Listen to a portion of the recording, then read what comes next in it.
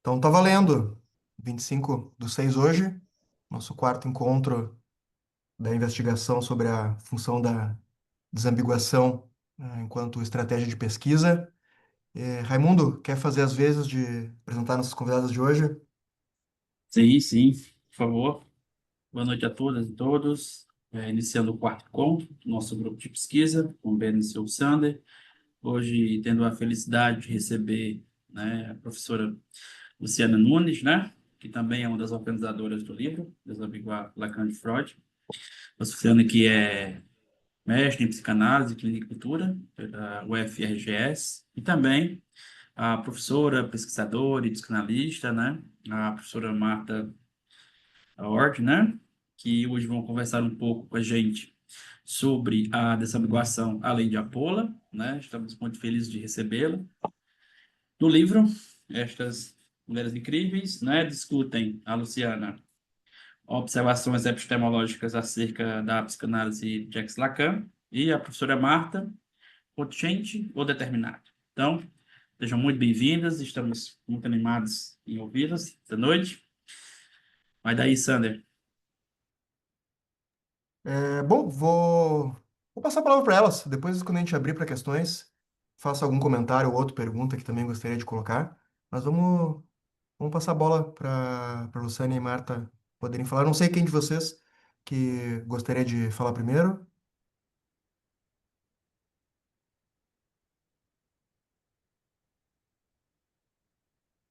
Vocês que sabem, hein? Marta, quer começar? Pode. Bom, vamos. Então, estamos escutando? Perfeito. Sim. Certo. Então, muito obrigada pelo convite, Sander e Raimundo, pela experiência aí de assistir a fala do Fábio, e bem interessante. Então, eu entrei então nesse projeto do livro que o Sander e a Luciana organizaram, a convite então da Luciana, que então ela que me convidou para participar, né, junto com o Sander do livro, fazendo um capítulo. E eu escolhi, então, essa temática, né? Eu escolhi que era a questão do biológico, né? E a partir do biológico eu cheguei digamos assim, que eu fiz uma pesquisa, né? O meu capítulo foi uma pesquisa a partir do biológico.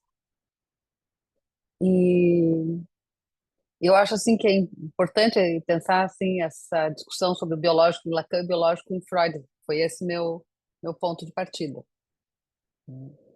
E aí, um autor que me ajudou muito a pensar é o Paul Laurent Assun, não sei se vocês conhecem, né, que ele, lá pela década de 80 ele já tinha publicado um livro sobre epistemologia da psicanálise, e, e depois teve outros, já no século XXI, como o Fichte, que é um britânico que escreveu sobre o inconsciente,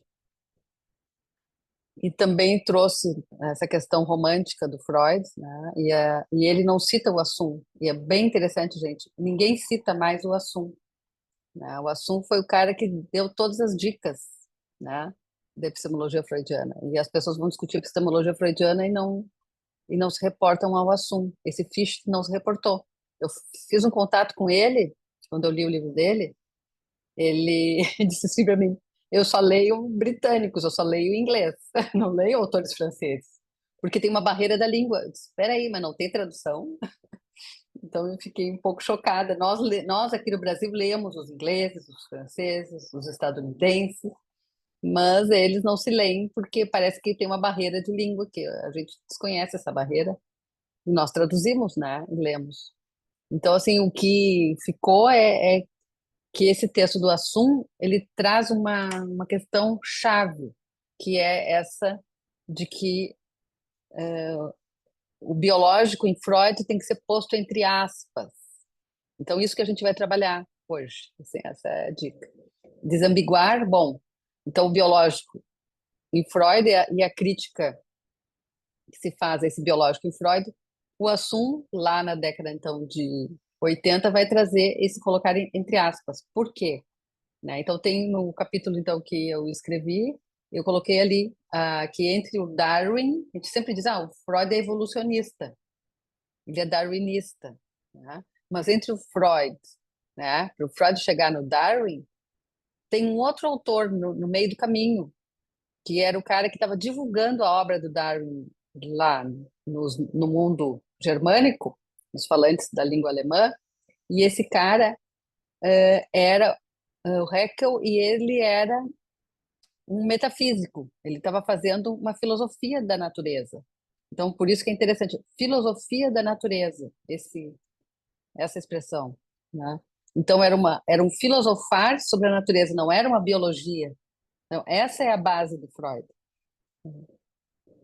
Então, esse Haeckel, né? E o detalhe é o seguinte, que ele fez contato com Darwin se propondo a ser o divulgador do Darwin no mundo germânico. E o Darwin disse para ele, calma aí com essa tua hipótese do filogenético, né? Porque vocês conhecem a velha expressão que a ontogênese recapitula a filogênese. Então, o indivíduo, no seu desenvolvimento, ele vai recapitular as etapas da humanidade. Então, o filo é a espécie humana, filo, a espécie, né? E o onto, o indivíduo. Então, o onto, o indivíduo, recapitula a história da humanidade. Então, aquela história do Freud de dizer que a criança pequena é como o homem primitivo, entre aspas, o primitivo também que o Freud usava, né? Então, essa questão é importante situar, né? Então, o Freud ele tem essa hipótese então, da filogenia, que ele pega do Haeckel, né? Claro que o Freud pega muitas coisas do Darwin, como a ideia do que vai dar origem ao totem tabu, que ele, a partir da ideia do macho alfa, que era uma hipótese do Darwin, a partir do macho alfa do Darwin nos mamíferos superiores, o Freud cria o seu totem tabu. Então vocês veem que o Freud ele pega algumas coisas, mas ele vai para um outro campo de especulação, de criação de uma teoria, que já não é mais o biológico, né? Então, por isso, esse biológico, entre aspas, que a gente tem que salientar. Então, acho que é essa a ideia, né? E aí, uma coisa super importante também, que por isso que eu trouxe aqui uns slides, que aí o Sander vai mostrar, para a gente ver o que vocês ouviram falar das séries complementares do Freud, ou o outro nome que se dá ao diagrama das séries complementares. Não sei se vocês têm familiaridade com esse esquema, né? Então, na sequência ali, nós vamos ter o diagrama que vai estar na próxima, né? Descendo ali, Tá no vai próximo? aparecer. Tá, É, vai beleza. descendo ali que vai aparecer, e daí a gente vai para lá e para cá, Aqui. né? Isso, mais adiante ali que está o diagrama, Isso. pode ir Deixa eu descendo só ali. reduzir aqui. Isso, Sim, vocês enxergam bem? tá bom, eu Tá, estou vendo bem. tá, E beleza. aqui tem um diagrama mais lá pelos. Vai descendo mais um pouco, tu vai ver aí o diagrama. Tá aí o Olha. diagrama, ó. Vocês estão vendo esse diagrama, tá? Não sei se vocês têm familiaridade com ele. Ele é chamado de séries complementares. Vocês têm aqui o fator constitucional, experiência infantil. Juntas vão fazer uma predisposição e que vai se somar às experiências do adulto, que vai dar origem à neurose. Então, vocês têm aí a determinação. Por isso, a ideia do contingente ou determinado, né? Vocês veem que nesse diagrama, o fator constitucional seria o filogenético, tá? A experiência infantil seria algo acidental, contingente. Então, vocês têm um determinado mais um contingente que vai dar origem a uma predisposição que vai se tornar algo determinado, junto com uma experiência casual no adulto, vai dar origem à neurose. Então, esse diagrama do Freud, ele mistura, ele junta, ele agrega, com esse sinalzinho de mais, fatores que são herdados, e essa herança, o Freud vai dizer que ela é pré-histórica, então quer dizer que é antes do nascimento. Aí tu tem, soma-se a isso uma experiência infantil, e aí que vem o biológico, gente. Aí, se tu puder, Sander, passa mais adiante ali que eu recompus o diagrama. Com a embriologia, olha só, tinha um cara que o Freud vai citar, que é contemporâneo dele, olha só, nasceu 6 anos antes do Freud. E esse Hu, né, mostrou que a picada de uma agulha em uma camada germinal de um embrião, no ato da divisão celular, resulta em grave distúrbio do desenvolvimento. Então, vocês veem que o Freud pegou a embriologia, né, para falar do acidente que pode, um trauma na infância, né? Os acidentes, os traumas, os acontecimentos, vamos dar vários nomes, né? Acontecimentos na infância, seria, olha só, ele está comparando a agulha, a picada de uma agulha no embrião, ou seja, esse embrião está em desenvolvimento. Então, uma criança que está em desenvolvimento, se ela sofrer algum dano, né, vai ter um grave distúrbio, né? Mas esse dano, ele é contingente, ele não é determinado. Então, aí tu pode passar, Sandra, na sequência ali. Então, esse é o Hu, né? E aí tu vê o filogenético, o Freud vai trazer que a libido o desenvolvimento da libido tem origem filogenética, né? E ele diz assim, Freud, ouso pensar, né? É uma evidência imediata. E aí, onde é que ele vai encontrar a evidência? Lá na biologia. Daí ele vai citar um estudioso dos animais que encontrou animais que tinham a relação do genital com a boca, essa íntima relação, outros o excretor com os aparelhos motores, né? E ele diz assim, tudo isso vocês encontram na apresentação do livro desse autor aqui, Bölsche. Olha só, um livro de 1911, 1913, mais ou menos, a pesquisa desse autor. A gente não sabe, né? Ele está fazendo aí também uma aproximação, ele diz a apresentação do livro, a gente não sabe se esse Bölsche é biólogo, o que ele seria, né? E ele não dá a fonte, não encontrei ali teria que procurar bem certinho lá na obra do Freud as referências bibliográficas, não localizei. E quem fez a apresentação do livro não disse, é o próprio autor, mas vocês veem aqui que o Freud está tentando buscar uma base biológica para a libido, né? E aí, então, lá no filogenético, né, ele quer dizer, assim como aí está o darwinismo, assim como tem essa herança animal, então o ser humano tem essa herança, né, da evolução da espécie, e assim como os animais têm essa aproximação, o ser humano também pode, a libido, se deslocar pelas várias áreas, né, do corpo, assim como nos animais pode ter. Então, vocês veem aí também ele está chamando de uma evidência, né?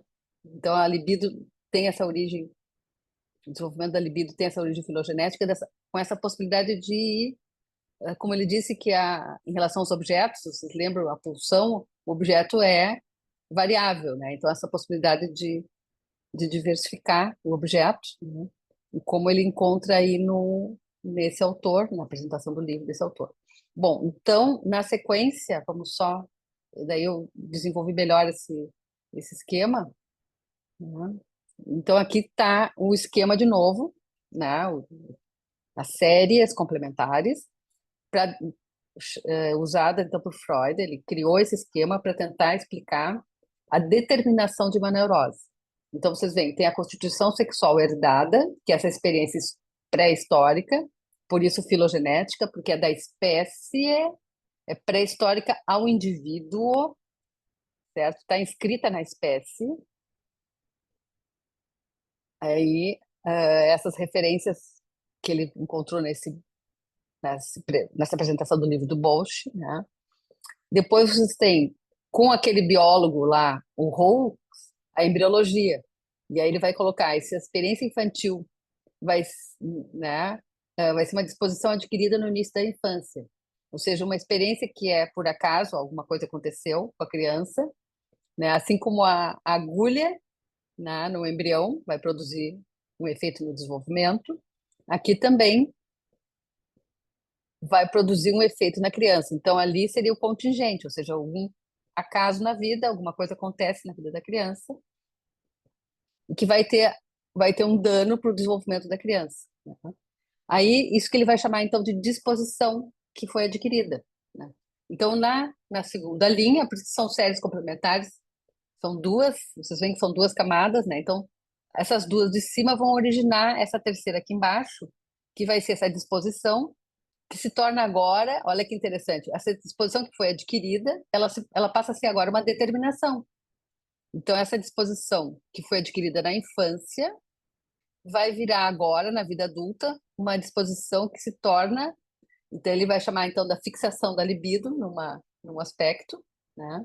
E esse contingente vai produzir determinação. Então, aquele acidente da infância, né, que foi contingente, vai produzir agora na vida adulta uma determinação, que é essa disposição, e agora com uma experiência também casual na vida adulta, que seria esse traumático do adulto, vai determinar uma neurose. Então, vocês veem aí essa aproximação.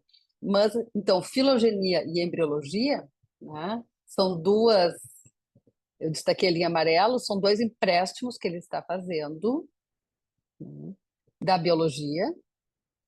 Só que a filogenia, ela tem esse outro aspecto, que não é só biologia, que também é uma filosofia da natureza, que é aquela tese de que a ontogênese recapitula a filogênese, que vocês vão encontrar em muitos textos. Então, no capítulo que eu escrevi para o livro, eu trouxe alguns desses textos, desse entusiasmo do Freud com essa perspectiva da recapitulação, e isso era a tese do Haeckel, né? O Haeckel foi o autor da tese de que a ontogênese recapitula a filogênese, não é, não é Darwin, certo? Então, por isso a gente... E o Haeckel, então, não é um discípulo, digamos, que o Darwin referendava. O Darwin diz para ele, calma, né? Está viajando, você está fazendo uma especulação filosófica que não é o que eu estou escrevendo. Eu estou tratando de biologia, né, e tu está tratando de uma outra questão. Então, o Haeckel, ele já vinha com a filosofia da natureza e ele pega as ideias do Darwin e propõe essa tese, né? Então, é uma especulação, uma filosofia, não é mais biologia, mas usa esses conceitos biológicos, né? Então, alguns conceitos biológicos, vamos dizer, porque a filogenia pode ser um conceito da história e também da antropologia, bem mais amplo, não se reduz ao biológico. Então, essa ideia para a gente ver como é que está no Freud. Aí, na sequência, vamos ver o Lacan. Quais são as... Né?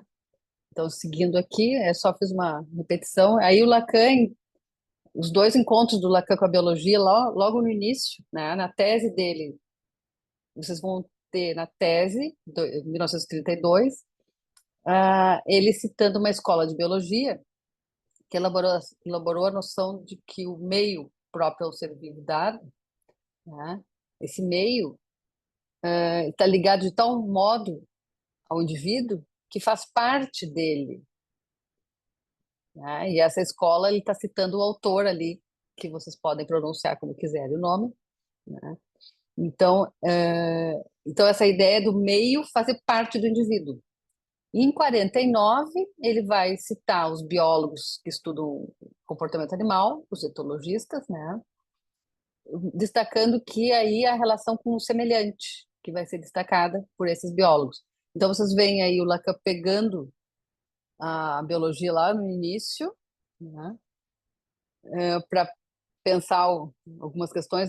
Ali, com essa ideia do meio, ele estava pensando na personalidade, tá? Porque justamente na tese ele estava estudando a personalidade e estava encontrando também um apoio para a relação de que a personalidade está relacionada com o meio, né? E então ele já estava tentando ver esse meio como social, né? E aqui a alteridade, e aí toda a discussão que ele vai fazer a partir do Hegel, da fenomenologia do espírito, para pensar essa relação com o semelhante, né? Na famosa dialética do senhor e do servo, né? Então ele está juntando aqui essa relação com o semelhante para avançar.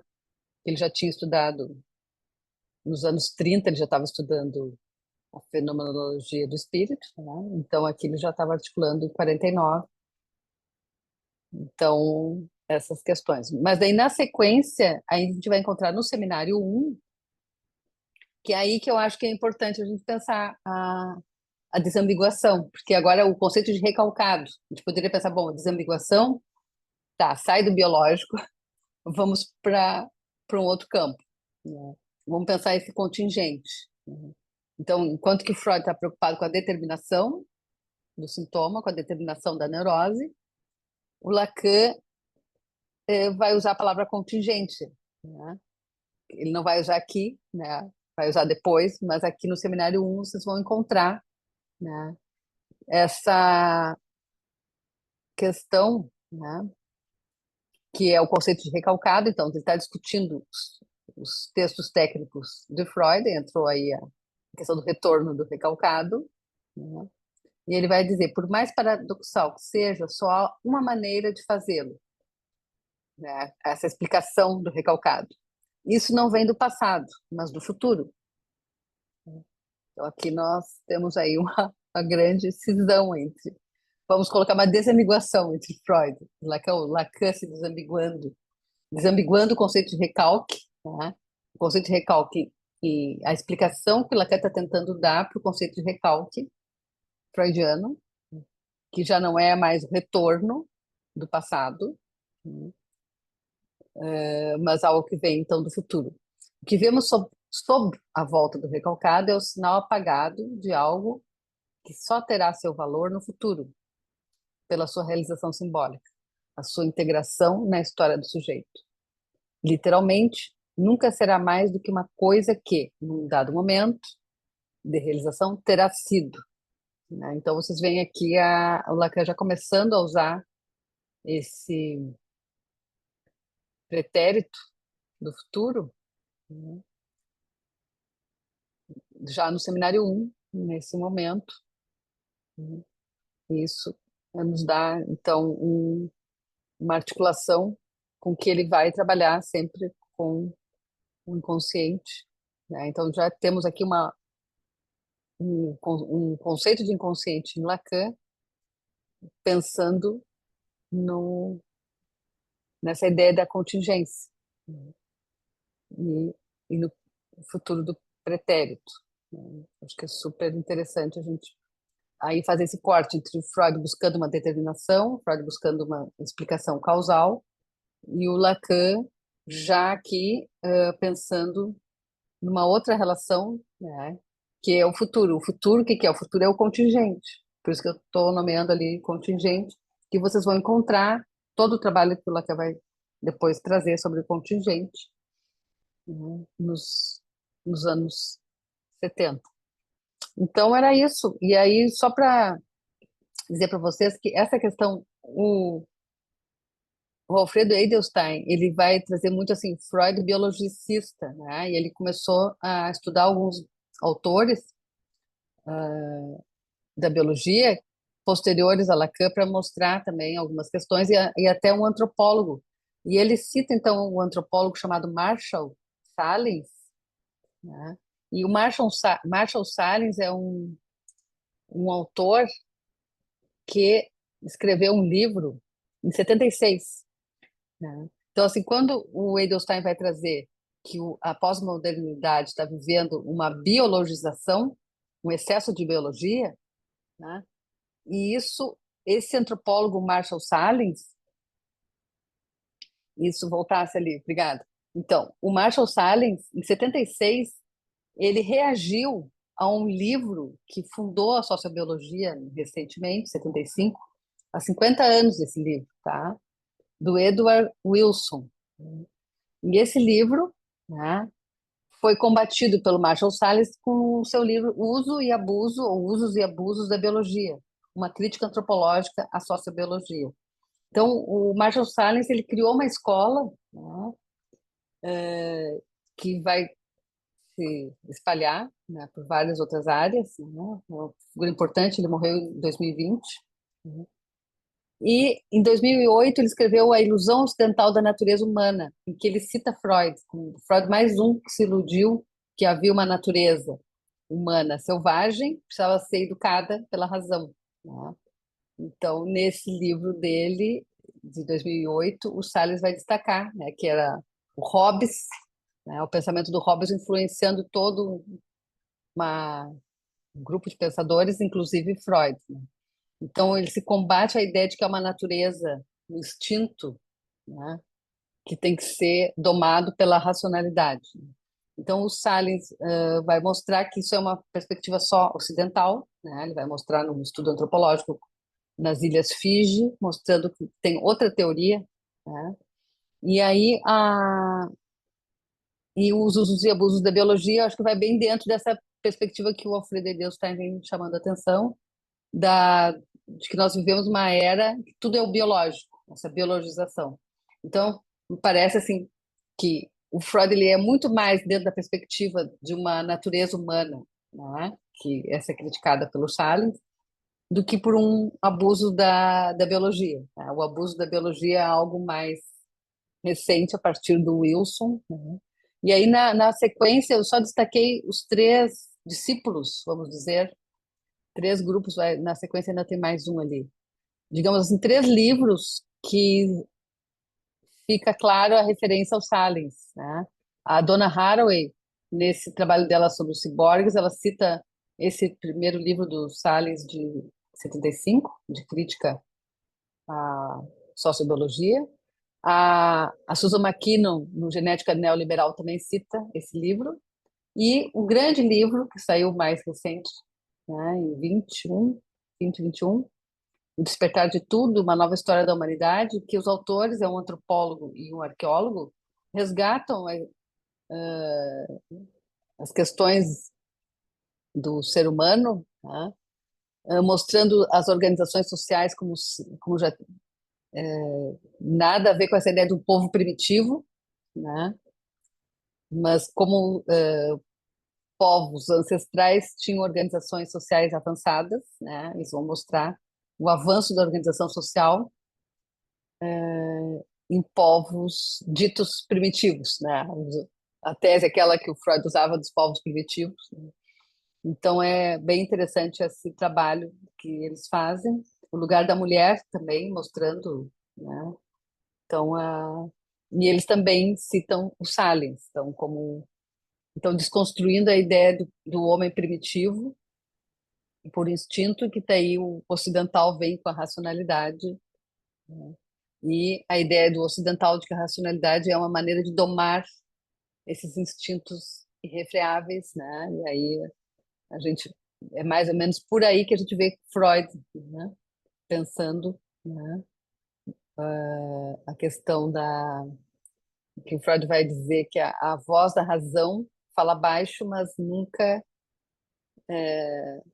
para, ela está sempre falando, mesmo que fale baixo, né? A voz da razão. Freud, esse aspecto do Freud iluminista que a gente vê, então o Freud ele tem esse lado romântico, e nesse lado romântico tem essa filosofia da natureza, né, do Haeckel, e tem esse lado iluminista, que é usar a razão contra essas pulsões irrefreáveis, né? Então ele tem essas duas vertentes, né, que a gente vê, e então tudo isso é importante a gente situar, né, historicamente, e com quem Freud estava dialogando, e qual era o projeto, né, do Freud nesse contexto, né, e como Lacan ele já parte dessa perspectiva desde o seminário 1 sobre o contingente. Isso não se encontra no Freud.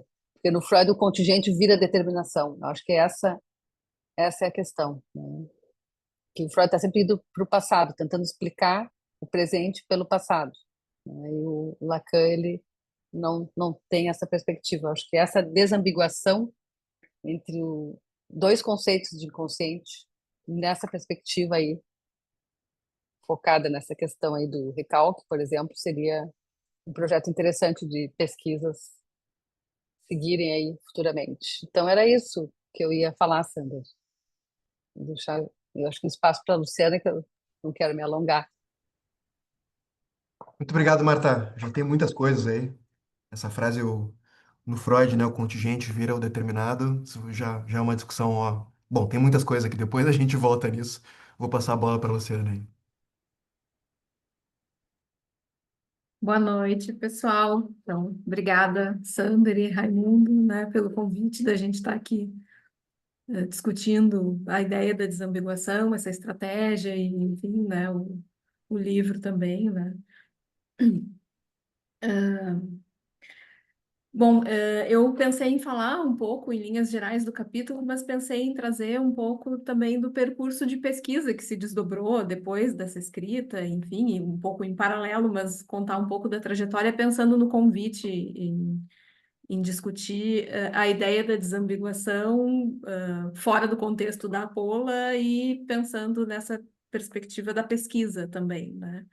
Então, o meu capítulo no livro é Observações Epistemológicas acerca da psicanálise de Lacan, né? Onde eu pego 2 textos ali dos escritos, né? Função e Campo, né? Da Fala e da Linguagem e a Ciência e a Verdade, para, enfim, trabalhar um pouco ali o que o Lacan está trazendo de diferença em relação a Freud, em termos de quais são as ciências com as quais ele conversa, né? Pensando no inconsciente estruturado como uma linguagem, né? Então, essa perspectiva de uma ciência conjectural, né? Que é a proposta que o Lacan vai colocar, né? Que não é nem uma teoria exata nem humana, né? Mas que uma teoria que trabalha com o símbolo, né? Uh, Nessa perspectiva estrutural, então, né? Então, eu trabalho um pouco esses textos, né? Escolho esses 2 textos para dialogar e trazer essas diferenças, retomando a crítica que o Lacan faz, né? Uma psicanálise que ali na década de 50 estaria trabalhando muito numa perspectiva do imaginário, né? Se desviando da descoberta freudiana, então, do inconsciente por essa via do significante, né? E do simbólico. E Então, é um pouco por aí que vai o meu texto, né? Mas depois disso, assim, pensando na pesquisa, em paralelo, né? Esse texto foi escrito em 2022, eu estava entrando também no mestrado, minha orientadora foi a Marta, né? E, bom, eu achei a Marta pesquisando sobre, bom, quem é que estava publicando textos que tivessem já essa perspectiva da desambiguação, e, enfim, né? E aí vi que a Marta publicava e citava o Alfredo, né? Que era talvez o principal autor ali que eu estivesse estudando, né, no momento ali, quando eu começo, então, a procurar o mestrado, né? E então encontro a Marta e aí começo a desenvolver a minha pesquisa que tem a ver com o tema das psicoses, né? E que partia da ideia de investigar as psicoses pelos seus efeitos de sujeito, né? Inicialmente eu estabeleci o que eu não queria que a pesquisa fosse, então eu não queria nem que fosse mais um estudo sobre a constituição do sujeito e com todos os riscos, né, de colocar a psicose numa perspectiva desenvolvimentista ou nesse lugar do primitivo, né, nessa perspectiva de uma ontogênese que repete uma filogênese, né? Então, na perspectiva regressiva da psicose, da constituição do eu, enfim, né? De outro lado, também não queria pesquisar algo que fosse trabalhar as especificidades da defesa nas psicoses, né? Então, eu tomei o axioma lacaniano, né, que diz que um significante representa um sujeito para outro significante, para pensar, bom, como é que isso se dá nas psicoses, né? Que efeitos de sujeito, que sujeito que emerge, né, a partir dessa perspectiva lacaniana nas psicoses, né?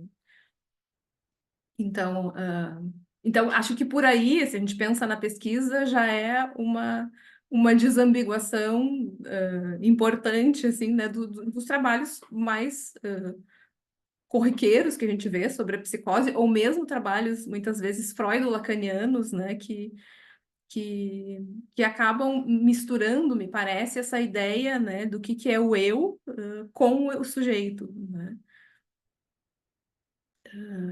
Então, isolar essa função do sujeito, né, nas psicoses foi um primeiro movimento de estratégia de pesquisa nessa perspectiva de uma desambiguação e que acho que já buscava, então, outros nortes, assim, né?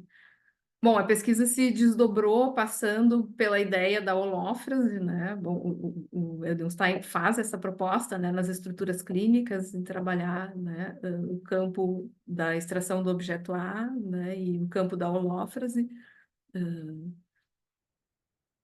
Então, estudo esse conceito, né, na pesquisa e aí também por essa via, assim, a gente chega numa perspectiva desse modo de habitar a linguagem, né? Estudando os seminários da topologia borromiana, né? Então, o que que se apresenta ali como possibilidades de habitar a linguagem, né? Nas psicoses com outras articulações que não essas, né? Através que contam, vamos dizer assim, com uma amarragem fálica, né? Então, como é que é essa outra possibilidade de escrita do sujeito, né, a partir que a topologia borromiana permite, a partir da articulação ali entre os nós, né? Mas, enfim, o caminho de pesquisa, ele passa também por toda uma crítica, né, a ao modo...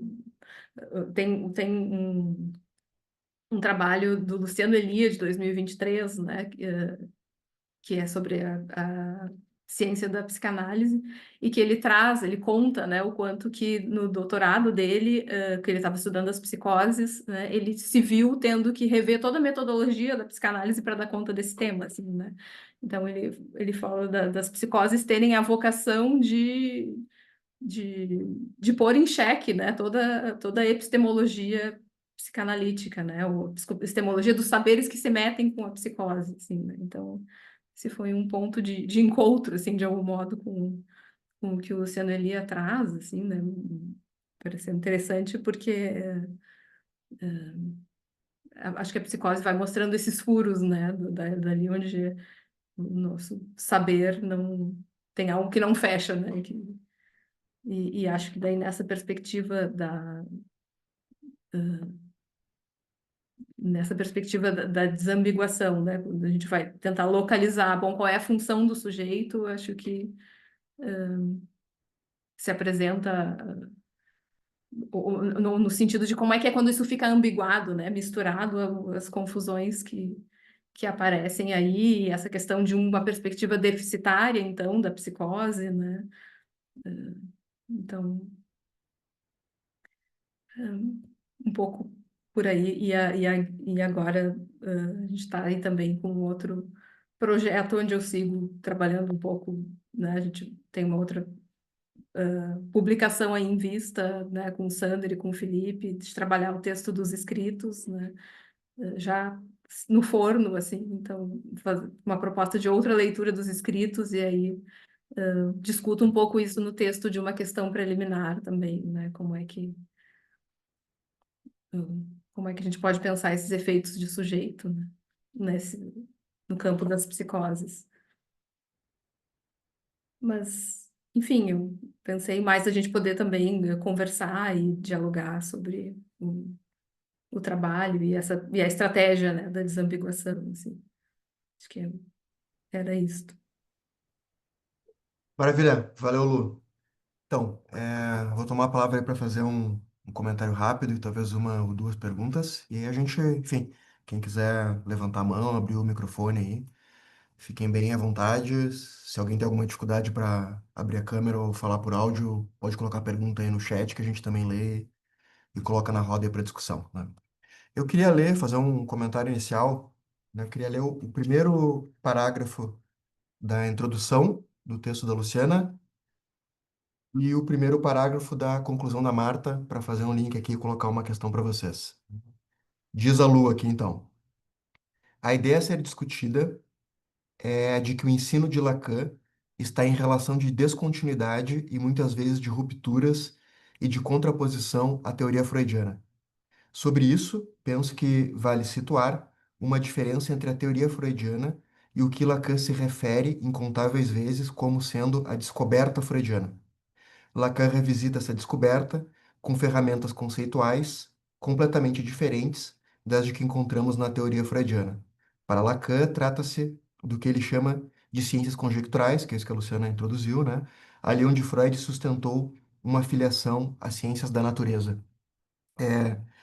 tem dois pontos aqui. Eu vou falar um para não me esquecer, que é essa diferença que a Marta fez entre ciências da natureza e filosofia da natureza. Acho que essa é uma discussão interessante, assim, em termos da base epistemológica, de Freud, né? E o ponto em comum é essa diferença entre a teoria freudiana e a descoberta freudiana, né? Então, vou pular lá para o texto da Marta. Então, aqui nas considerações finais, primeiro parágrafo, página 152 aqui do livro, a Marta diz o seguinte: o leitor que nos acompanha poderá se surpreender ao encontrar tantas diferenças entre Freud e Lacan e até se perguntar se seria uma mesma teoria, uma mesma disciplina, uma mesma prática. Sobre essa questão, Lacan se pronunciou em 1967. Interessa a descoberta de Freud e não o pensamento do homem Freud, né? Que é uma sacada aí muito boa também, né? Então, queria, se vocês pudessem, desdobrar um pouco essa diferença entre a descoberta freudiana e a teoria freudiana, como coloca o Lacan, né? Se vocês pudessem, que as duas trabalham bastante com essa ideia, pudessem desenrolar um pouco isso, né? Essa é uma questão mais diretamente dos textos.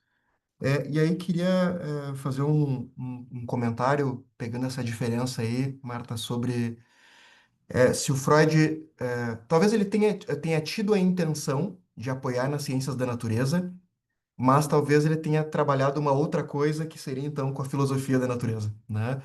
Se ele concordaria ou não com essa diferença, sei lá, talvez ele queria deixar nas Naturwissenschaften mesmo lá, mas é interessante ter razonado isso. Inclusive tem uma expressão que eu acho muito feliz, do Laplanche, que ele está fazendo uma crítica ao que ele chama do desvio biologizante, da pulsão de morte. O Lacan também tem o Lacan e muitos outros autores têm, críticas então a isso, né? E que a pulsão de morte seria uma figura desse desvio biologizante do Freud. E ele usa um termo metabiologia, que eu achei que conversa com essa ideia, né? Que é uma biologia entre aspas, né? E o próprio Freud fala no texto, né? Para a gente ser justo também com o texto lá da Além do Princípio do Prazer, que ele diz, olha, isso é obscuro, isso é especulativo. Ele até cita vários artigos, científicos da época de citologia, zoologia, ah, embriologia, cita a evolução dos protozoários, etc., né?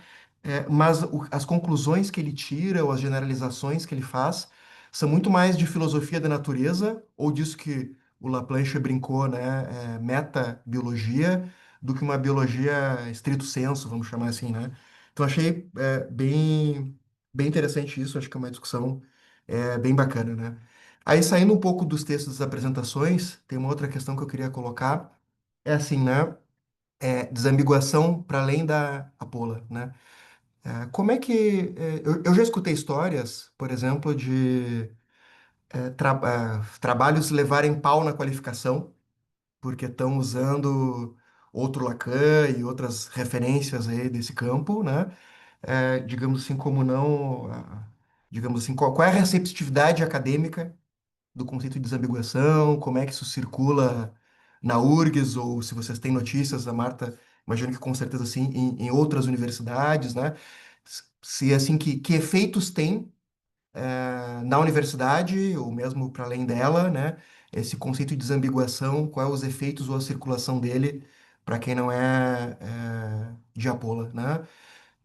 Acho que a parte da questão como é que está na universidade, estou perguntando para a Lana também, e para quem não é de Apola, mas que, de alguma forma, discute, assim, marcando essas diferenças. Felipe Teles, tem outras pessoas aí, Gabi, eu sei que se interessa bastante sobre o assunto também, né? A gente conversou no podcast dela esses dias. Pergunto isso para vocês também, se quiserem entrar nesse ponto aqui, eu gostaria também de ouvir a todos, não só Marta e Luciana. Mas é isso aí, falei um montão, vou passar a bola.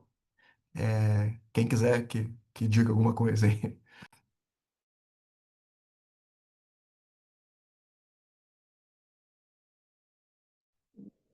Bom, só começar aqui.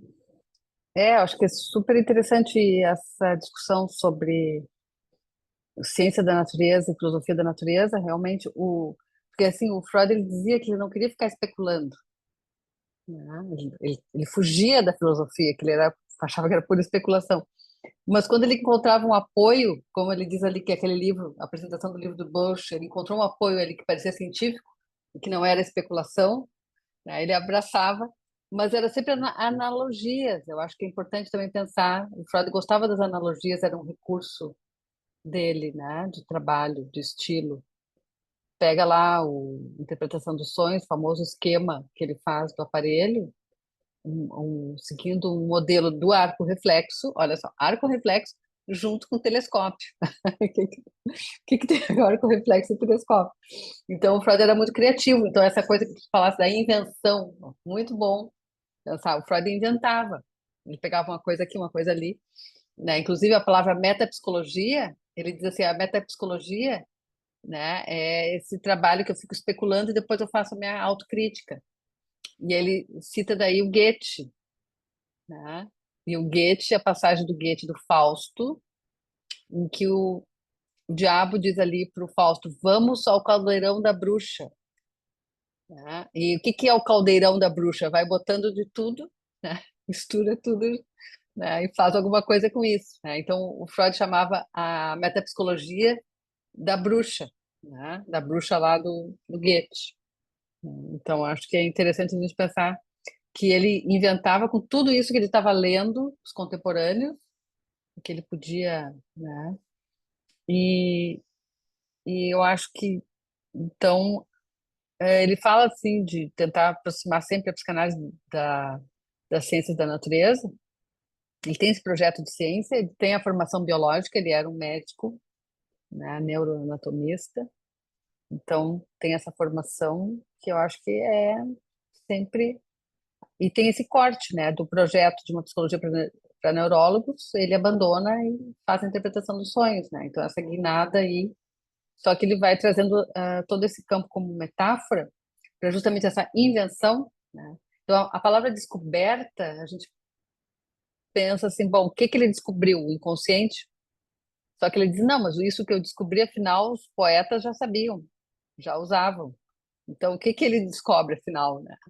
Então, é muito mais uma invenção a partir dessa série de elementos que ele vai trazendo. Inclusive, essa ideia do Lacan de que a psicanálise não teria sido possível sem o corte operado por Descartes. Né? Então, acho que esse é o ponto-chave, né? De Descartes a Freud, tudo que aconteceu que chega nesse indivíduo, né? A possibilidade de pensar esse indivíduo, de pensar algo que se oculta, né? Uma verdade oculta, que está ocultada, a ser desvelada, né? Então, tudo isso aí está tá em questão, né? De pensar esse indivíduo que não sabe dele mesmo. Então, todas essas questões, o Freud já estava operando com isso. Né? Mas a partir justamente desse Descartes que vai pensar o eu, né? Quando tem essa ideia. Então, essa articulação aí. Sobre a desambiguação, eu não tenho acompanhado trabalhos sobre o assunto especificamente em outros lugares, eu não tenho visto. Acho que as pessoas seguem trabalhando Freud e Lacan, Lacan é uma releitura, mas não tem assim uma. A proposta de desambiguação não é muito praticada, mas as pessoas reconhecem as diferenças, né? Mas não vejo muito nas universidades essa prática. Até no nosso programa não tem muita presença de uma proposta de desambiguação, né? As pessoas estudam, vão trabalhando, mas é tudo muito discreto, eu acho que não tem algo assim de uma bandeira pela desambiguação. Eu acho que eu não sei, não acompanho assim, né? Mas ao mesmo tempo quem fala em separar também não é combatido, quer dizer, também é respeitado, ó, é uma leitura. Eu acho que as coisas há um convívio, né? Eu acho que no nosso programa de mestrado, agora no doutorado, nós somos acho que a ideia de respeitar, né, as pesquisas, né? Eu acho que é muito mais essa visão de universidade como tem muitas possibilidades, né, para todos, tem lugar para todos, acho que é essa a ideia, né? Então, eu não vejo isso, não sei como é que os outros veem. Então, era isso.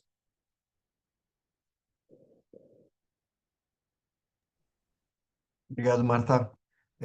Se quiseres também comentá-lo, ou enfim, quem quiser colocar uma outra questão, ou também reagir a essa, fiquem à vontade.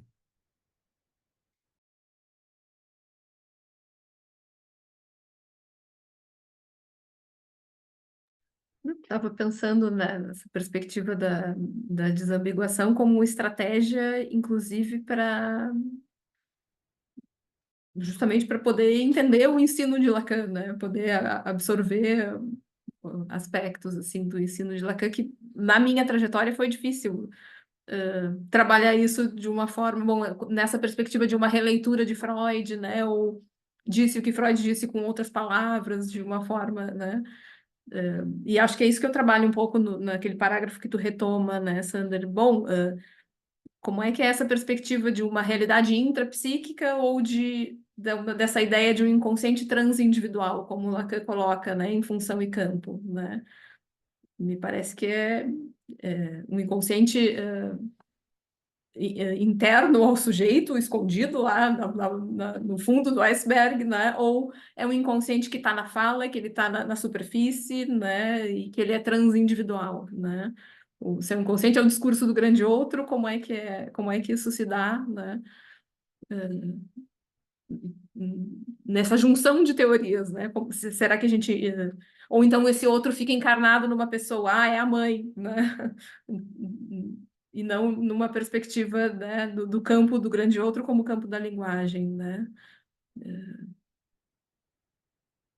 Hoje de manhã mesmo estava numa discussão clínica, uma discussão, na verdade, uma discussão teórica sobre toxicomanias e trabalhando com um autor, né, que trabalha de uma forma freudo-lacaniana, e daí tem coisas bom que se tivesse um recurso mais a palavra que me vem é rigoroso, né, mas é como se o desenvolvimento da teoria lacaniana oferece recursos que são, parece muitas vezes até desconhecidos, assim, né? O quanto que daqui a pouco... Bom, aí eu estou falando não na perspectiva, né, de universidade, mas circulando por outros lugares de transmissão da psicanálise, pensando em instituições psicanalíticas, né, de algumas que eu circulo, muitas vezes fica ali o Lacan que está relendo o Freud, né, na perspectiva estrutural, relendo ali nos seminários, sei lá, até os 5, mas tem uma série de recursos posteriores, até a própria noção de objeto A, do gozo do grande outro, ou quando o Lacan vai, né, trabalhar o gozo numa outra economia, que não é a economia, nessa economia pensando política, né, do marxista, e não na economia esta quantitativa, né, e o quanto isso tem recursos para pensar a clínica, mas que nessa mistura com Freud, isso parece que fica difícil de ser acessado muitas vezes, né. Então, um pouco do que eu vou observando e me inquietando, mas também produzindo, assim, esse tensionamento de, bom, olha só, essa outra perspectiva, enfim. E aí tem... quando a gente, né, Sandra, pensando assim, que a gente tem uma mesma formação psicanalítica e tal, mas em contextos que circulamos, assim, eu e Sandra, mas há uns anos atrás, quando começava a trazer um pouco essa ideia da desambiguação, tinha muito mais rechaço do que eu vejo hoje, assim, né? Acho que pelo menos nas instituições psicanalíticas que eu circulo, essa ideia tem sido encontrada um pouco mais de leve, assim, um pouco tem sido mais permeável, assim. Porque a ideia Timidamente, também de que tu não pode criticar timidamente. o Freud, né? Tipo assim, não, mas o Freud, uma ideia de que tem que defender o Freud como se fosse uma entidade mítica mesmo, né? E tu não pode discutir a teoria, porque daí tu tá discutindo a teoria, mas tu tá ofendendo a pessoa, e as pessoas saem a defender o Freud, então acho que trabalhar com a perspectiva de desambiguação, a gente se mete em tudo isso, assim, né? Tem nessa perspectiva política também, né? De trabalhar esse tema por uma via teórica, mas também tem um embate político aí, enfim, né? E talvez, né, eu fico pensando... bom, enfim, acho que daí vamos ver o que vocês pensam, né, para a gente seguir a discussão, assim. Não, Que o desafio diga é lá. esse, né? De Vamos voltar manter à parte do embate político aí, diga lá. Não, eu acho que aí é que tá, como que a gente... como que o embate político, muitas vezes, acho que obstrui a possibilidade da discussão teórica e epistemológica de uma forma mais rigorosa, né? Acho que o desafio é esse, né? Não é, bom, de que time eu sou, não é isso, né? Quem é o amigo, quem é o inimigo, não, é como é que a gente discute as teorias, né? Então... Bom, de novo, eu vou falar do Luciano Elia, que é um cara que eu gosto muito, embora eu acho que ele não deve gostar muito do Alfredo por alguns comentários que eu vi, ou dessa ideia, talvez, da desambiguação, mas ele discutindo essa perspectiva da transferência, né? Ele tem um texto que ele discute, né, com outro autor, eu não lembro agora, mas é uma. São textos sobre transferência na pesquisa, e aí o Luciano Elia faz um contraponto, assim, né? E ele diz, bom, a transferência ela tem que ser não com uma pessoa ou com outra, mas com os significantes da psicanálise, né? Então, acho que é por aí, né? Como é que a gente faz essa transferência que não é de defender um autor, mas quando a gente fala, né, no inconsciente, do que a gente está falando? É um inconsciente só? São vários, né? Esse inconsciente, ele está teorizado de alguma maneira em relação a que outros conceitos, né? Enfim, acho que é por aí. Acho que esse é o grande desafio, né? De poder discutir cientificamente, né? Tem o desafio comum aí do nosso meio, que é a diferença entre discutir pessoas e discutir ideias, né? É muito comum a gente discutir pessoas e acabar discutindo menos do que poderia, as ideias, né? É, bom, se alguém quiser falar aí, levanta a mão, já vou tentar fazer circular de novo aí. Participe aí, né? Mas queria voltar numa uma coisa que acho que está bem clara, inclusive na apresentação da Marta, né? Também que me fez lembrar quando a gente fez o lançamento do livro em Apola São Paulo, eu ainda era aderente da Apola Salvador, depois migrei e tal. Não sei se foi por causa dessa pergunta ou não que eu vou contar agora. Nunca tinha pensado nisso antes. Mas que, se não me engano, foi o Gabriel Bartolomeu que. Bom, ele fez uma outra pergunta que foi muito boa, também se quiserem comentar, a gente tá, eu e o Raimundo, trabalhando com isso, assim, né? Bom, se a gente toma a desambiguação como um método de leitura ou como estratégia de pesquisa, né? Quais são os limites, né? Qual é o alcance e quais os limites desse método? Acho que essa é uma pergunta que a gente tem dessa estratégia. Um deles pode ser esse, das brigas políticas, recair num certo imaginário aí de quem é filiado, de qual time e tal, né? A gente discutiu bastante, não sei se bastante, mas discutiu um pouco isso com o Martim no nosso último encontro, também foi bem legal para quem tiver interesse nesse recorte lá, vale a pena assistir. Mas o João, né, fez também uma questão assim, olha, que para mim e para a Lu, né, enquanto organizadores do livro, que não é que alguns textos citavam mais o Freud para fazer essa operação de desambiguação, mas talvez menos do que se poderia. Alguns deles citavam mais, comparavam mais, né? O da Marta eu acho que é um que realiza muito esse trabalho, né? E eu acho que isso é interessante também, de manter concordando com alguns aspectos do Freud, com outros não, sei lá, né? Questionando as bases epistemológicas, mas de manter um debate mais sério, como nas fontes mesmo, e manter uma certa dignidade do Freud, como autor, digamos assim, né, a ser citado e discutido mais diretamente o texto, né, eu acho que esse é uma crítica possível, uma autocrítica aí que eventualmente deveria se fazer no campo da desambiguação aí, né. Inclusive, porque isso dá uma margem, e eu acho que o recorte de texto da Marta é muito interessante, porque não se fala, a Marta usa a expressão no início do texto dela, é, como é que são as referências, que são referências diferentes, entre Freud e Lacan no campo das ciências da vida, né? Porque é fácil também a gente pensar que no Lacan não tem empirismo, ou não tem referências, biológicas e tal, né?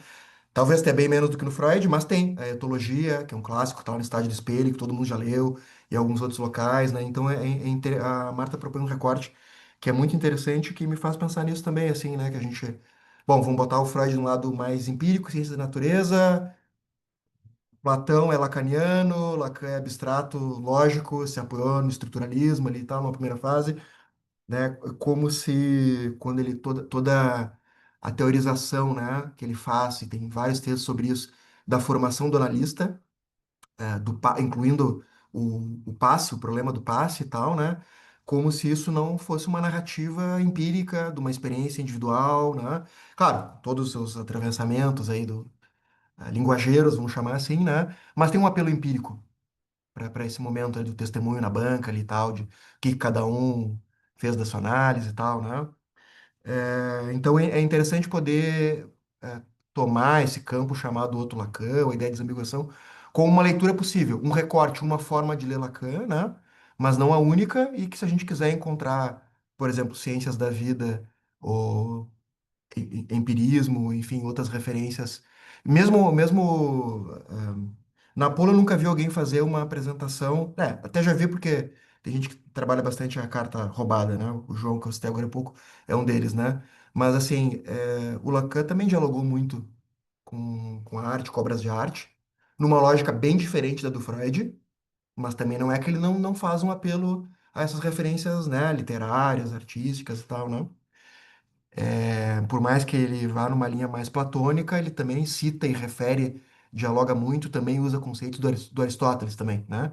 Então, não dá para fazer uma divisão tão simples, botar de um lado o Freud e o Aristóteles e do outro lado o Lacan e o Platão e o Poiré, né? Então, enfim, queria fazer um comentário de coisas aí que eu fiquei pensando a partir das apresentações, em especial uma parte da apresentação da Marta, né? Mas enfim, Raimundo, eu não sei se tu quer colocar algumas questões. Quem quiser levantar a mão, comentar, falar. Opa, estão me ouvindo? Sim. Sim, ótimo. Se travar um pouco, avisa, tá? Bom, complementando tudo isso que o Sander colocou, para além de nos perguntar sobre a função da desambiguação e essa discussão excelente com a Marta, hoje com a Luciana, especialmente porque nos parece, né, quando planejamos a ideia do grupo, que pensar a desambiguação como chave de leitura é, de alguma maneira, por mais simples e redundante que seja o que eu vou dizer agora, um modo de ler. Então, por exemplo, é um exercício constante de reafirmar, digamos assim, aquilo com que articulamos para fazer o nosso trabalho. Então, não por acaso, né? Distraímos vez ou outra com algumas colocações, com alguns comentários ou com maneiras de articular conceitos, referências e prática clínica, né? Que no final a grande maioria das discussões desembocam lá. E aí acho interessante, né, a leitura que o Sander comenta, do primeiro parágrafo do texto da Luciana e o final, das considerações finais do texto da Marta, que ilustra muito bem, né, a ideia de dois conceitos que, por mais que usemos com frequência, né, não delimitamos sua amplitude, né? Por exemplo, não sei se temos como fazer isso, se alguém souber, se nós conseguimos usar alguma inteligência artificial, por exemplo, para nos perguntar quantas vezes a palavra epistemologia ou ciência foi usada dentro de textos ou de trabalhos voltados para a psicanálise, vão ser imensas, né? É como se pegássemos ou tomássemos para nós, geração a geração de analista, a tarefa de reafirmar a psicanálise não é uma ciência, a gente trabalha a partir do discurso de uma, né? Por exemplo, para pensarmos alguma articulação que faz, todos os efeitos dela no mundo, digamos assim. E parece ser a nossa tarefa, né, de reafirmar cotidianamente ou continuamente, né, onde é que isso vai dar, como isso vai dar, enfim. E aí nos deparamos com nomeações de mal-estar, como que isso torna sujeitos, enfim, modos de clínica, tudo isso para pensar que às vezes a gente se limita muito a pensar a psicanálise ou uma psicanálise em que Lacan leu Freud e a gente lê Lacan e aí concorda com o que Lacan diz sobre o Freud. E isso fica batido, né? Fora o problema de resumir a psicanálise aos dois, né? Mas, enfim, tem esse outro contraponto também que acho muito interessante. É uma obra vasta, Ferenczi, Adam Freud, Adam Toll, né? Anoni, então tem, né, para pensar, autoras brasileiras, Virginia Bicudo, né, André Santos, são autoras aí que a gente também, bom, tem o dever não só de pesquisar, mas também de começar a ação, função, pesquisa também abarcam, né, esses outros autores que são cruciais também para a nossa realidade latino-americana, ou, se bom, enfim, onde é que temos colocado, né? Mas gostaria de deixar uma pergunta para cada uma das nossas convidadas aqui, e também faço coro com o Sander, né? Por favor, quem quiser complementar, faça as honras. Eu gostaria de perguntar para a Luciana, né? Deixa eu escolher uma aqui das que eu fiz, até pelo tempo. Em um dado lugar, sim, tu escreves. O inconsciente para Lacan é estruturado como uma linguagem. o que significa que ele é efeito de significantes e não de conteúdos reprimidos. Pensando, né, na discussão da desambiguação além de Apolo, gostaria de que você discutisse, se possível, né, o que é que muda nessa escuta analítica quando se escuta significantes e não conteúdos, né? E aí, para Marta, tem um trecho assim que eu achei interessantíssimo, né? Vamos lá. É no encontro com o significante que o sujeito se constitui, mas esse encontro é, por definição, contingente, escreve a Marta. E aí eu gostaria que você elaborasse algo como a análise pode abrir espaço para o sujeito para o sujeito se responsabilizar por esse encontro singular. Deu para pegar as duas perguntas? Vocês querem que eu repita? Tá, fique à vontade.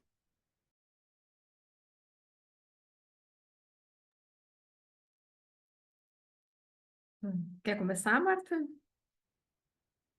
Não, Raimundo, acho que a ideia é trazer essa superfície da fala, né? Esse inconsciente que se apresenta no compasso, né, da fala, e não, nesse sentido, o efeito de sujeito que aparece e desaparece a cada encadeamento, né, de fala, e não a ideia de como um sentido que já estaria dado em algum lugar e que ele precisa ser revelado e que ele já está constituído e se repete ou aparece na transferência, mas como algo que estaria remetido já a um conteúdo previamente colocado e guardado, vamos dizer assim, em algum lugar, né? Eu acho que possivelmente tinha a ver com apontar essa diferença, né, da escuta do sujeito nessa evanescência, né?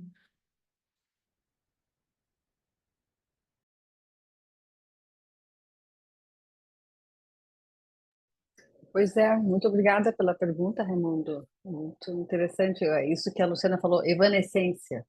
Isso é bem interessante, né? Essa relação, né? Então, essa ideia esse encontro, a cada encontro, né, com o significante, há uma evanescência, né? Então, acho que se constitui nessa evanescência, nessa falta, está sempre se perdendo, né? Então, até como é que se constitui a cada encontro, né? Então, porque são sempre um encontro é um novo encontro, sempre, né? A possibilidade de uma nova, de escutar ou ler de outra maneira, né? Então, tu pode poder ter esses momentos de surpresa, né? E aí o sujeito pode ser o assunto também, né? A cada vez pode ser outra. Nós estávamos lendo, dia 16 de junho foi o Bloomsday, e nós nos propusemos a trabalhar um pouco nesse dia, a gente estava comentando, aí está a Luísa, que organizou o evento, né? Fizemos um evento aí no dia 16, comentando, tem uma cena no livro Ulisses, em que um cara pega o jornal que ele tem, ele estava com o jornal, o Bloom estava com o jornal embaixo do braço, o cara chega, puxa o jornal, deixa eu ver aqui os cavalos que vão correr hoje no páreo. E aí o cara começa a folhear o jornal e o Bloom, para se livrar do cara, diz assim, pode ficar com esse jornal, eu ia mesmo jogar fora.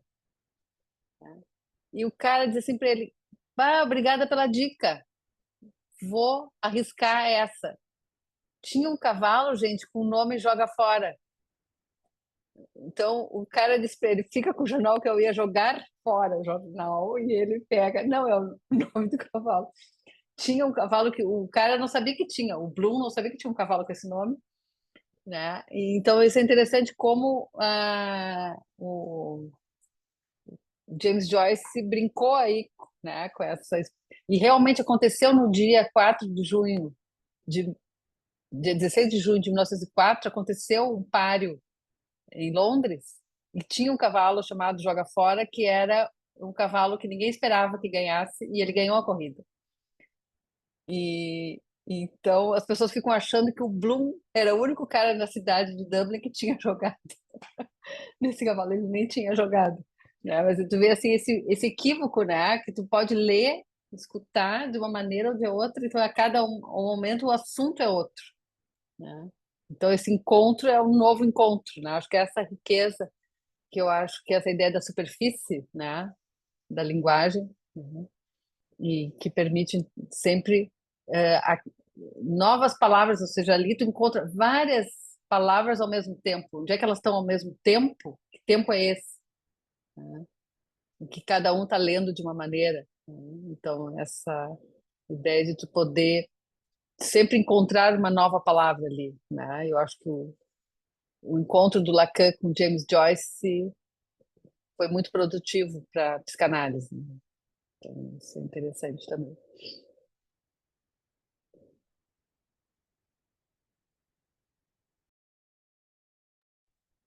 Diga lá, Felipe. Olá, pessoal, estão me escutando? Então, apareceu o verdinho aqui. Boa noite. É, tem uma pergunta, até isso que agora que eu ouvi da Marta, é, sobre a frase, inclusive, que o Raimundo destacou, né, sobre o encontro sempre contingente, que dá esse sujeito. Eu queria saber da Marta duas coisas, né, se de um jeito mais simples, assim, se dá para pensar isso diretamente como a Tiquet, que o Lacan vai lá no 11, esse encontro e acima disso também, o que que você pensa a partir desse encontro, a partir desse efeito de sujeito, o que que você pensa da ontologia negativa dos meninos aqui do Safatli, etc, etc, sobre isso?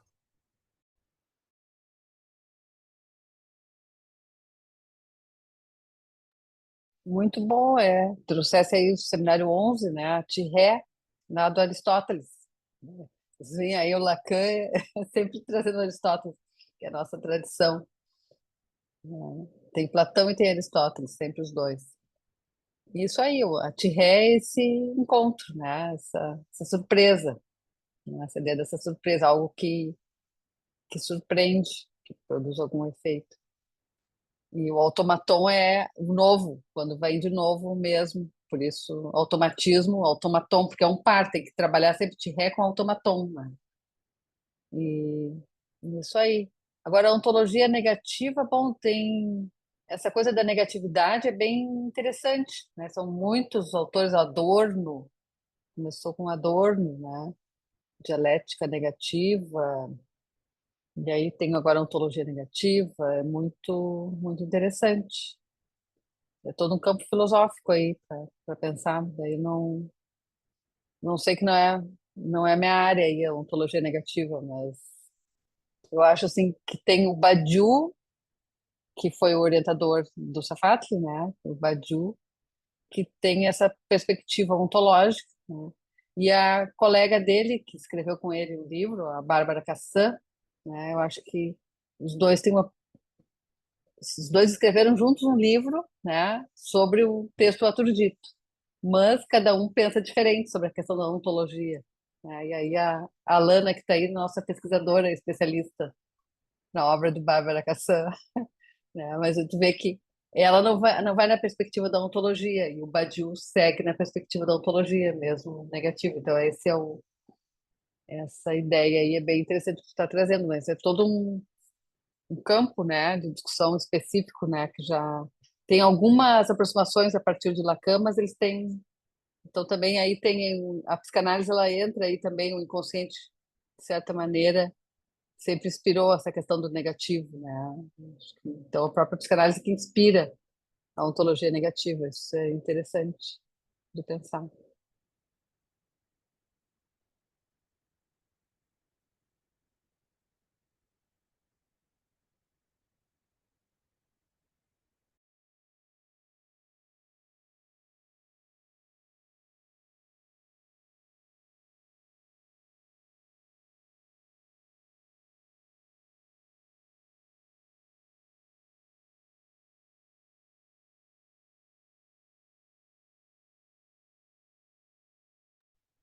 O que mais, gente? É... Patrícia, diga lá. Bom, a minha dúvida é especificamente com relação à clínica, né? Por quê? E até eu vou tentar explicar melhor o que que eu estou fazendo aqui, né? Qual é a minha intenção em estar estudando a desambiguação entre Freud e Lacan, tá? E por que que eu me interesso tanto por esse assunto? Por quê? Eu acho muito importante a gente estar fazendo esses estudos, né? Tá tendo esses debates e até uma outras visões, né? E todas as linhas de psicanálise que a gente tem, nenhuma psicanálise é melhor do que a outra, né? Mas o que que eu acho importante para mim é por isso que eu estou aqui. Eu preciso entender o que que eu vou fazer dentro da minha clínica, o que que eu faço com o meu paciente. Afinal de contas, eu vou estar trabalhando com o sofrimento dele. Esse é o meu objetivo de estar aqui, né? Então, assim, para eu entender qual é a técnica lacaniana e qual é a técnica freudiana, eu preciso escolher uma das duas para saber o que que eu estou fazendo no meu trabalho, né?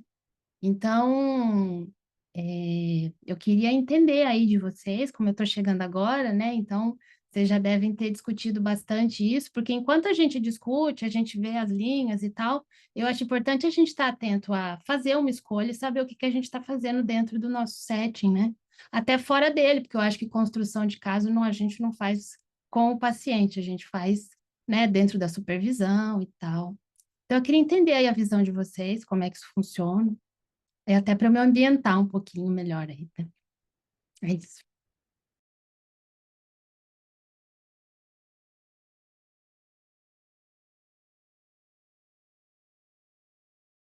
Eu não direcionei a minha pergunta a ninguém especificamente, né? Eu só queria saber, né? Quem tiver à vontade para falar, até o Sander e o próprio Raimundo, né? Que estão coordenando aí as reuniões, se vocês puderem dar uma ajudinha aí, eu agradeço. Foi uma pergunta nietzschiana, para todos e para ninguém e tal. Bom, vou me arriscar a dizer uma coisa ou outra sobre isso, né? A primeira é meio comentário barra indicação, né? Que o ano de trabalho da Pola de 2025 é sobre clínica psicanalítica, partindo dos pressupostos do PIC, enfim, que inclui a desambiguação, embora não esteja escrito em lugar nenhum desambiguação lá no PIC, né? Tem a diferenciação, né, entre Freud e Lacan e entre Lacan e os lacanianos. Eu acho que, bom, então acho que vale, tem o seminário central que vai ali acompanhando algumas apresentações sobre isso. Eu estou até um pouco atrasado em acompanhar isso, mas tem uma que eu indicaria, é mais recente, não sei se do mês passado, da Flávia Dutra, sobre clínica lacaniana, que foi porrada, assim, foi muito boa mesmo. Então acho que essa é uma que vale a pena assistir, assim, sobre essa questão. A outra coisa é a ideia, assim, né?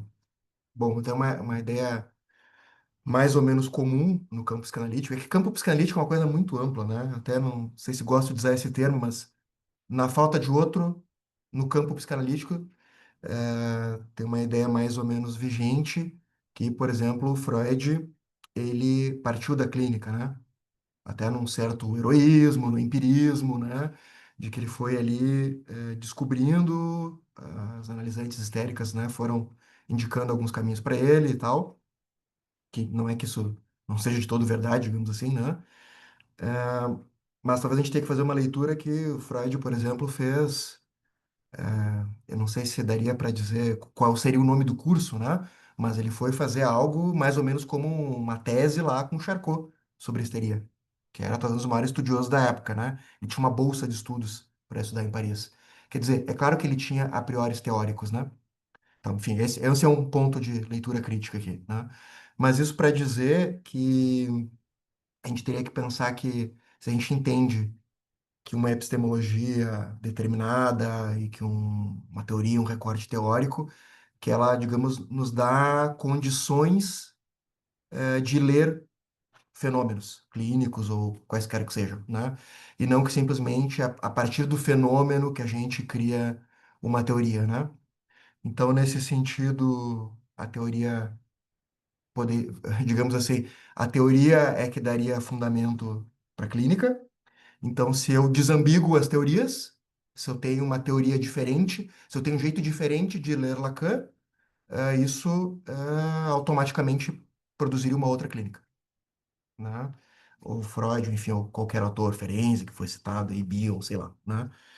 É claro que a gente também teria uma segunda discussão, mas eu acho que essa está além da tua pergunta, mas eu só vou mencionar isso muito rapidamente. Se é que dá para separar teoria e clínica, né? Talvez a gente faça uma separação mais ou menos didática disso, né? Mas o Lacan mesmo, e aí tem um livro recente aí do Juan Manuel Martínez, Contribuições para Técnica Lacaniana, algo assim é o título, lançado recentemente no Brasil, não sei se já esgotou, não sei se tem como conseguir esse livro.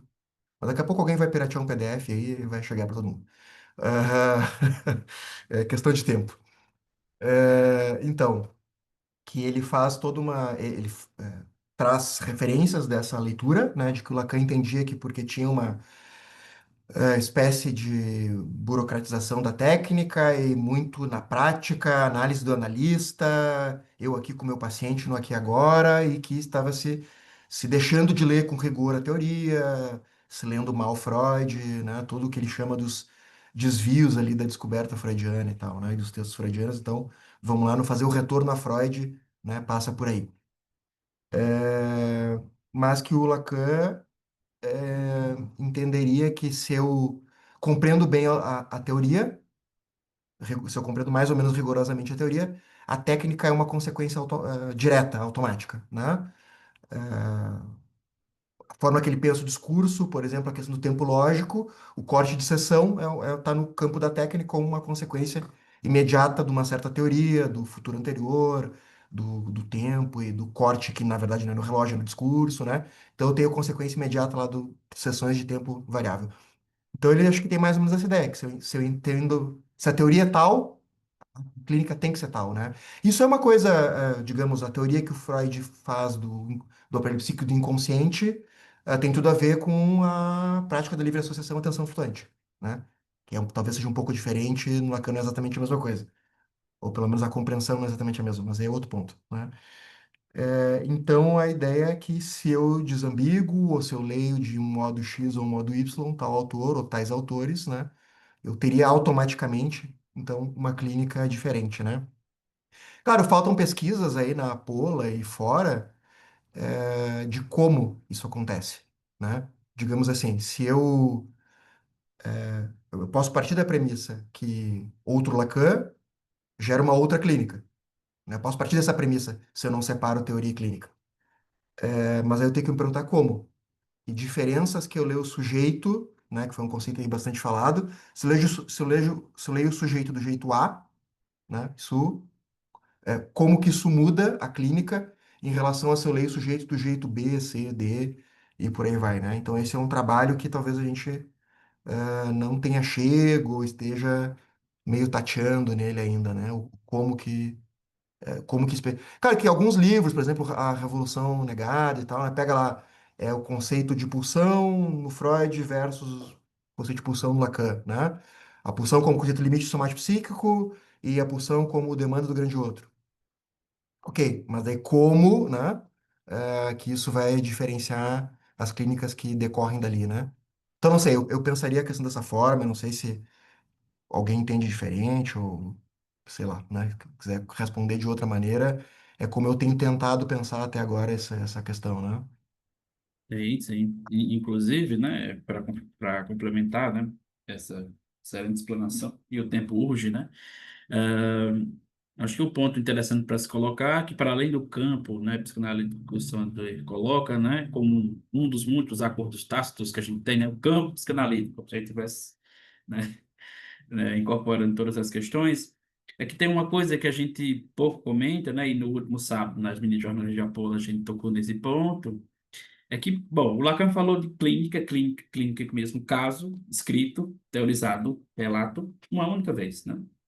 Foi sua tese de doutorado. Depois, em lugar nenhum, por exemplo, a gente não tem um livro do Lacan, os casos, como tem o Freud, por exemplo. Então, a gente tem continuamente, né, se alguém tiver algum lugar, ou tenha notícias de que esse texto existe, por favor, nos forneçam, mas até onde sei não. E aí a gente faz sempre dessa leitura, né? De tempos em tempos, colocando em xeque leitura X ou Y, né? E aí esse ponto que o Sander marcou é o que me pareceu que me orientará no segundo semestre desse ano, que é perguntar exatamente, tá, é outro Lacan, é outra clínica? Então, é essa ideia que talvez eu pense de agora em diante, porque como o Sander bem colocou, essa praxis, né? Teoria aí prática, talvez marque mesmo diferenças em como se escuta o inconsciente, o que é que se faz com o discurso, se pensa sobre o tema, assunto, né? Se significante é aquilo que se repete mais na fala do sujeito, não necessariamente, né? Mas há quem trabalha a partir disso, mesmo que seja a mesma ideia de significante trabalhado do Lacan, mas com uma outra interpretação, e assim sucessivamente. Né? Para além dos acordos tácitos, eu acho que a interpretação da teoria é uma coisa que ainda continua muito aberta para o bem ou para algo não tão bem assim, mas é o que segue, né? Então, clínica é um conceito vasto, mas que me parece necessitar de algo depois, quer dizer, clínica de ou a partir de, certamente terá consequências de o que se faz com ela ou a partir dela. Mas creio que seja isso. Alguém mais gostaria de contribuir com alguma coisa? A gente está bem estourado aí no tempo previsto, Sim. mas É. sempre vale a E, pena, ia, né? sim, ia sugerir para a Patrícia a leitura dos pacientes, os analisantes de Lacan, que eu acho que temos testemunhos bem importantes da clínica. Eu acho que a Beth Milan, no último livro que ela escreveu, que é, Ainda Lacan, como é que é o nome? Não é esse o nome, Ah, não eu é acho que esse, Lacan ainda. Ou é ainda Lacan, mas acho que é Lacan ainda. Lacan. alguma Não coisa cheguei assim. lá, Marta. Não chegasse ainda, leiam esse livro da Beth Milan, que ela fala bastante de como é que era o tratamento com Lacan, então talvez e outros autores, né, que o Haddad, o dia em que Lacan me adotou, esse livro, tem muitos que escreveram. O Pierre Rey, uma temporada com Lacan também, tá? Tem aí A três, Valesca tá? mostrando, né? Então, ali, ó, Lacan ainda, isso aí, valeu, Valesca, esse livro aí. Esse é o livro, porque ela tinha feito aquele anterior, O Papagaio e o Doutor, e ela refez nesse aí. Acho que ficou mais clara a clínica do Lacan nesse segundo livro aí. No outro não dá para entender muito. Porque nos dois ela está falando da análise com Lacan, mas é bem. São 20 anos de diferença entre os dois livros, em que ela mudou o tipo de estilo de escrita. Então, uma dica aí fica aí para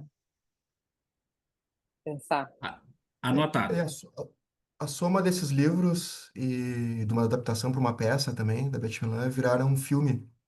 Hum, O nome do diretor, acho que é Leeds, agora não lembro o nome dele. Não lembro. Mas o nome do filme é Adeus Lacan. E o filme é hum, muito bom, o filme é muito bom. É o filme mais legal de psicanálise que eu já vi. é, Esse Adeus Lacan é bem bacana. boa. Olha aí, o grupo também é pop. É. O documentário eu já vi, Felipe. Do Gestapo, né? Algo assim.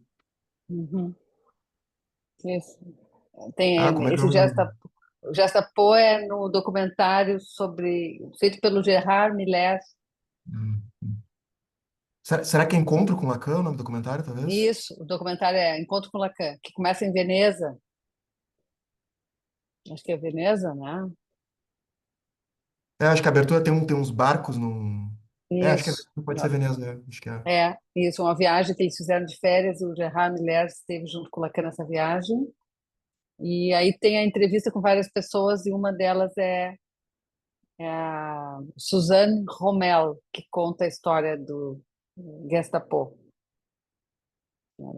os depoimentos de analisantes.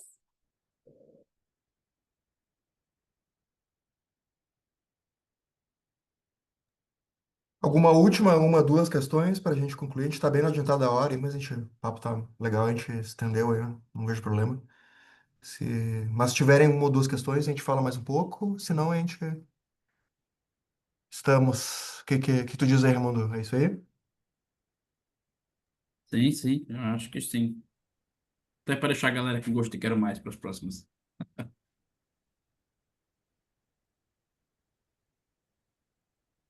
Mais alguma? Então tá, vamos. Bom, agradecer, né, a presença de todos aí, em especial, né, da Mari e da Luciana, pelas falas e aí pela conversa, né? Enfim, gostei bastante aí, tem um pessoal escrevendo aí no chat aí também, que achou bem bacana o encontro de hoje. Então, valeu mesmo aí, pessoal. Uma boa noite para todos. Obrigado, noite. Marta. Obrigada. Boa Boa noite, pessoal. noite. Valeu, boa Obrigado. noite, bom encontrar vocês. Aí, Valeu. Tchau, tchau. tchau. Tchau. Tchau.